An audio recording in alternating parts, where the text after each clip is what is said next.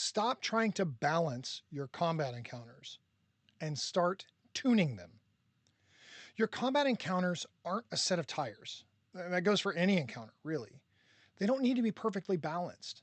What's more important is that you tune them for the desired effect based on your players and the experience you're trying to give them.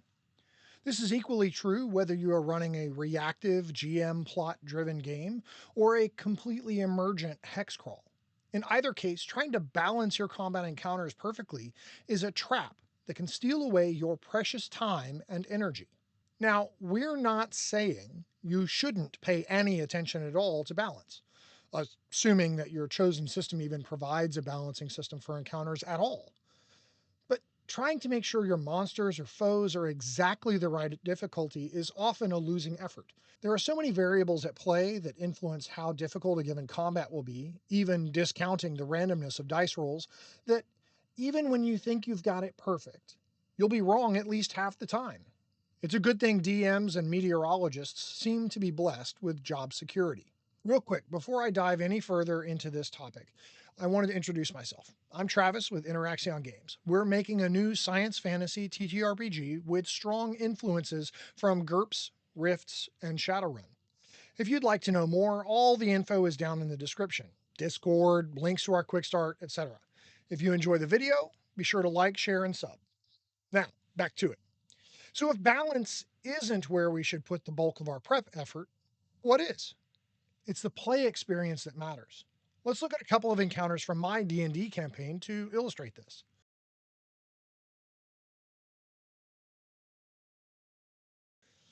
A few weeks back, my players were working through an adaptation of the mountain climb adventure from Rime of the Frost Maiden.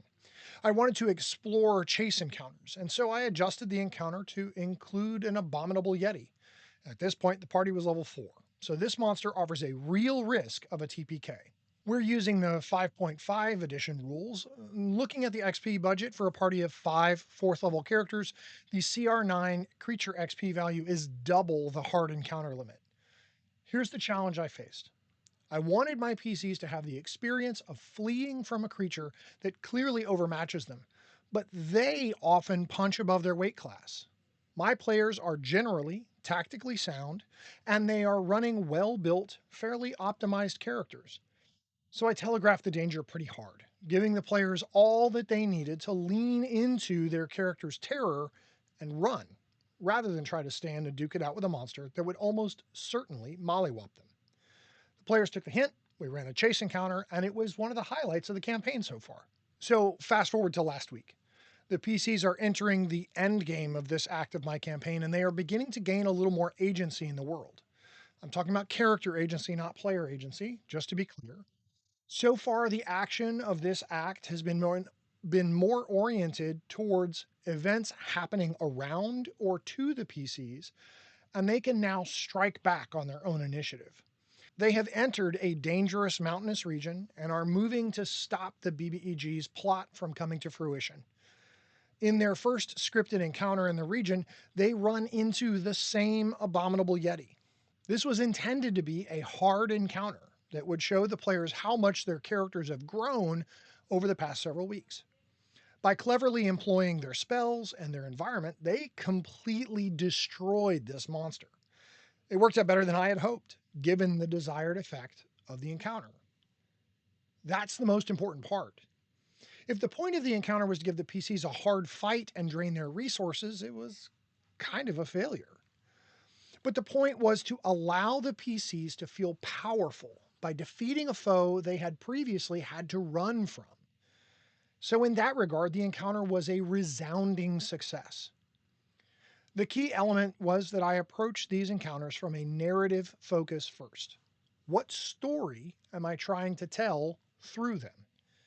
Nailing that down allowed me to create an experience for my players that wasn't solely dependent on making sure every monster they face is exactly mathematically balanced for their level.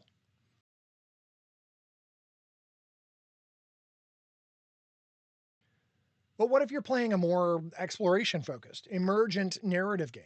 The kind of play that is common in OSR games and doesn't have an underlying GM crafted plot for the players to progress through. The story here emerges through the PC's actions as they move through the world. At first glance, this playstyle would negate my entire concept, but a slight shift in perspective shows it works and it's actually easier to do. When you're running this type of game, instead of focusing on the story you're trying to tell with the PCs, think more of the story you're trying to tell with the world.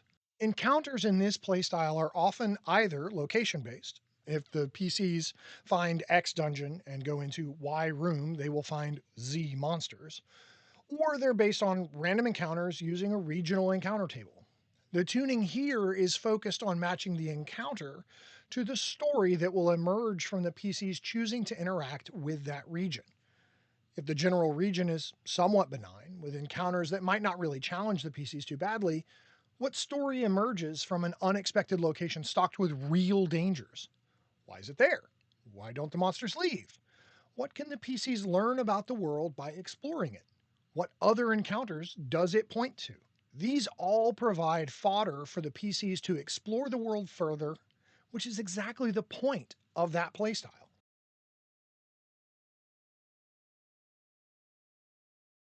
I think tuning encounters instead of balancing them becomes even more important in games that don't use monsters as the primary adversary. Our game is like that. Most of the forces your PCs will go against are other characters, not some slavering beast. Well, some of the characters might be slavering beasts, but you know what I mean. Alter World sits in this category along with games like Cyberpunk and Shadowrun. Tuning the encounter becomes more important because characters tend to have significantly more abilities than most monsters do. So, establishing a tight mechanical balance is much more difficult in these types of games.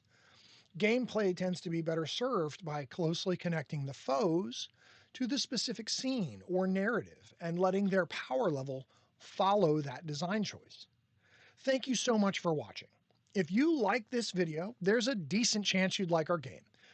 Check out the quick start for free at the links in the description and play the game that lets you finally answer the question, what if a corporate headquarters was actually a dungeon and some of the inhabitants were super unfriendly?